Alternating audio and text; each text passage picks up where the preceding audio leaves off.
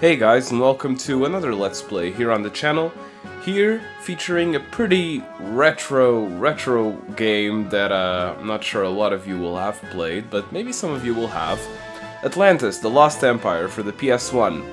So, for those of you who don't know, I'm a big Atlantis fan of the movie, of the original movie from Disney. And, like, my channel's profile picture is the A symbol, which you can see here in between the start game words.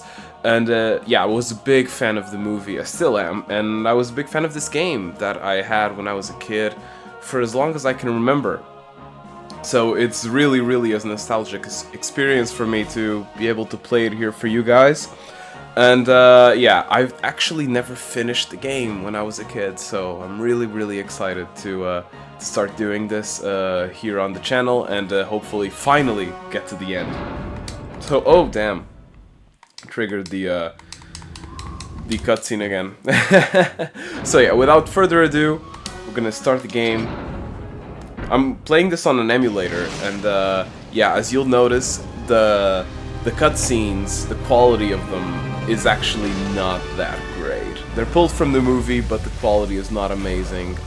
I had to tweak the settings a bit to make sure the game ran on a good enough quality, but also well enough for me to record it. I think I've pulled it off, but we'll see. The important thing is the game. Yeah, it looks well enough. So there we have Milo, our protagonist, both from the movie and the game. He's a nerd. I always liked him for being a nerd. Kind of related to him on those grounds. So the first mission on Whitmore's mansion, you're, meeting Whitmore, who in the movie, for those of you who don't know, he's the guy who funds the expedition to find Atlantis. Because he made a bet with Milo's grandfather and lost, and the consequence was paying for the expedition.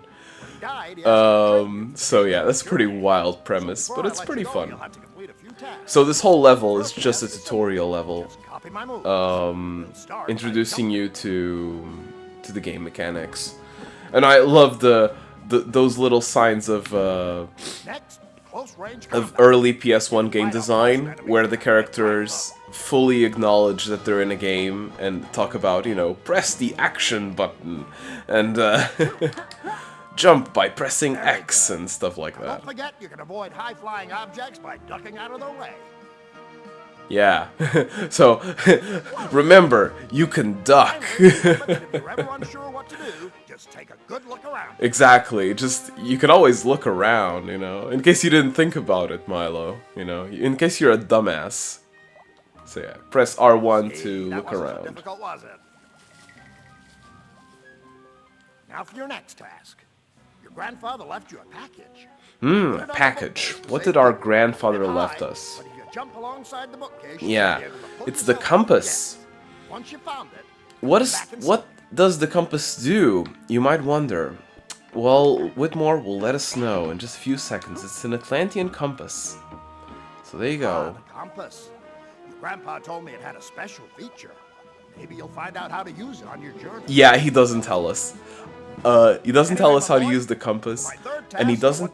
And honestly, I don't know how to use it. To this day, I still have no idea what the compass is for, and we'll try to figure it out along the Let's Play. What the hell it's for? Because I really don't know. Never found out. Press the search button to turn on the light. Oh, thank you, Whitmore. Excellent. That'll shed a little light on things. Yeah, that's Michael J. Fox doing the voice for Milo. He voices him in the movie as well. If you collect enough Atlantean symbols to spell the word Atlantis, the movie for that level will be available in the movie. The movie viewer, yeah, so this is introducing you not only to the basic mechanics of the game, but also to the collectibles. So for each level, you can collect the letters that form the word Atlantis. And if you do, you'll get the cutscene. Not the most exciting of rewards, but, you take what you can get. That's 2 A's, TL, and TIS. So, yeah, I think, and And the broken key. Yeah. End of a broken key. So, here we go. Back to Whitmore. So you guys, let me know here in the comments if the video quality is good enough, because yeah, it was a bit of an issue getting this to work. It's so retarded that, you know, it's a PS1 game, but sometimes. Oh, there you go. Thank you. Here's Commander Rourke. He's an overall command of the expedition. He's the commander. He commands. Lieutenant Helga Sinclair. Yeah, she was in the cutscene. Second in command. I loved the Atlantis movie for so many reasons, but a key one is actually the characters. Here's the team. Vinny, demolitions. Busted him out of a Turkish prison. Audrey, don't let her age fool you. She's forgotten more about engines than you or I will ever know. Moliere, geologist and excavation. Man has a nose for dirt. It's now time for your fourth and final task.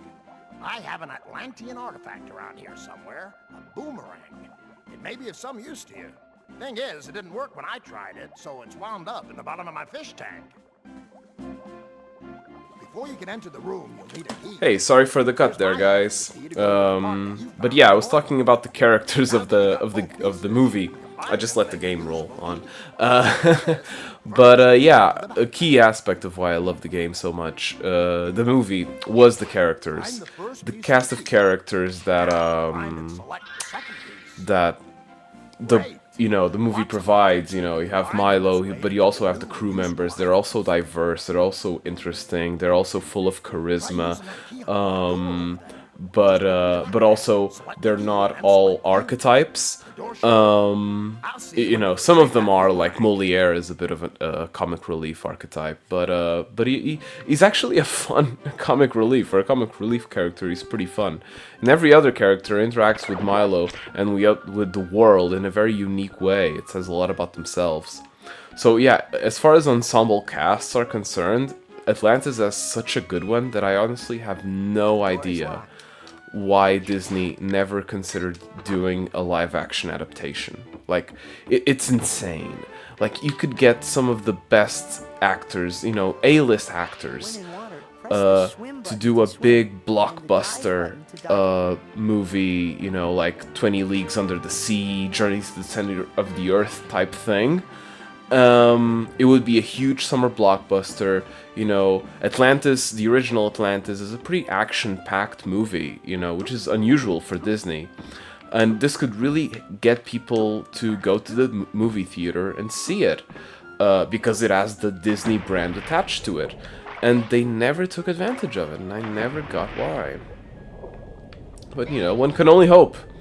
There are so many fan castings online, and, you know, some of them are, you know, I don't think worked that well, but a lot of them are pretty damn good, and I honestly would love to see them realized on screen with a big budget behind it.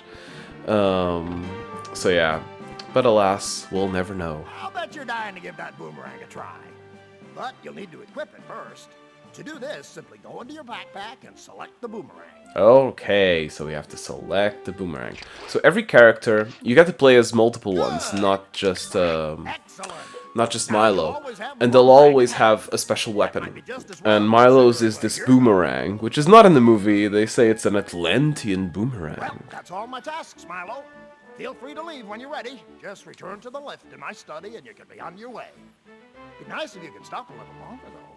So I'll tell you a little secret. Ooh, a little secret. Switch the lectern in the boiler room, you'll get a surprise. See you later! So yeah, Whitmore teases us with a secret surprise in the lectern. So I already know what it is, so if you go over here...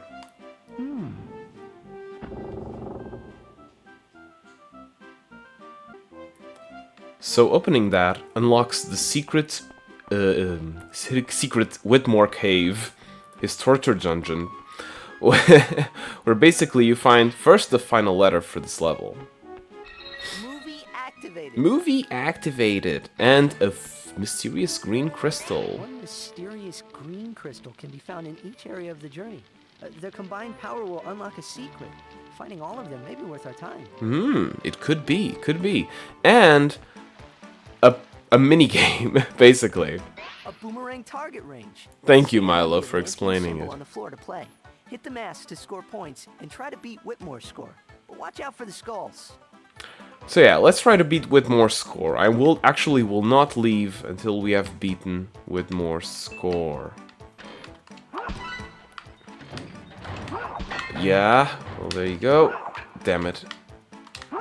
This is actually harder to aim than it looks. The bronze ones suck. They're only worth 10. They're really not worth your time. Damn it. There you go. Damn it.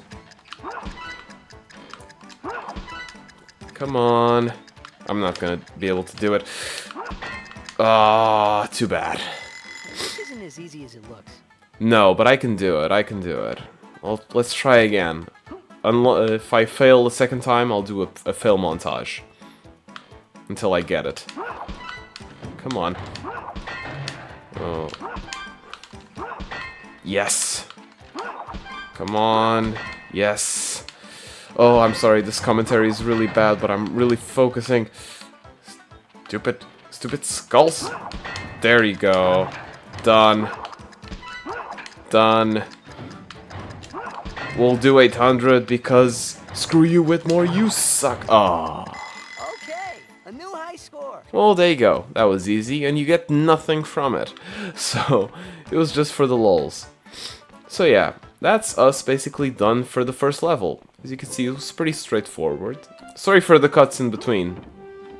No, but they might have might have thrown you off a bit. But yeah, we come back here and there's Whitmore. He's doing some kind of weird move. Whitmore's in a yogic trance. I better not disturb him. Oh, okay. I've never done yoga in my life. I don't know if, you know, is this yoga? Maybe it is. You guys can let me know. How accurate is this game? So yeah, we're gonna walk out. And that's us done for the level. Yeah, it was pretty simple and straightforward. The next one is where the action really begins. And this game actually throws you right into the deep end. There are quite a few levels, which is one of the reasons why I never got to finish it all those years ago. But yeah, let's hear hope that I can finish it this time. Choose your destiny. Choose your destiny. So next episode, we're going to tackle Ulysses, the second level of the game. And I'll see you guys next time. Thank you for watching, and have a good one.